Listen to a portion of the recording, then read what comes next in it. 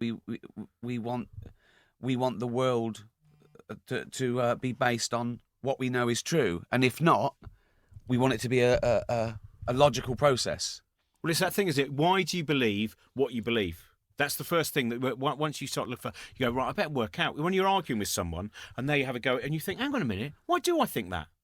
And then quite often you can be disconcerted and go, a lot of this is gut instinct, and you work backwards and you find out. Whereas, of course, social media is, that's why people get in so much trouble. Is one, we're very subjective creatures. So someone sees 140 characters, and of course, this has happened to, we'll probably talk about that with Richard Dawkins later on. But he puts something out, and it looks as if it exists only. I imagine everyone will know my background thinking. You go, no, this is in a sea of many different cultures and thoughts, and people will grab it and go, brilliant, that justifies my idea, or that is the reason. That there's so many things about that, isn't it? That nowadays people don't look at the argument; they look at who's saying the argument. There's a prejudice.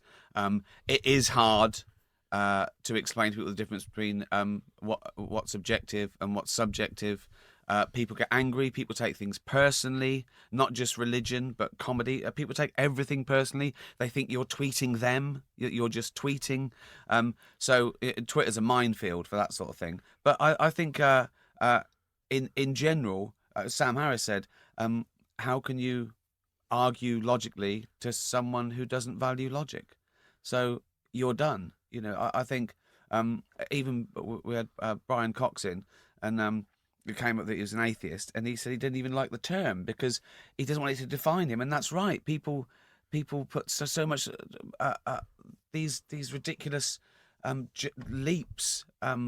Assumptions about an atheist. There's only one. The only assumption you can make about an atheist is they don't believe in a god. That's the only assumption you can make.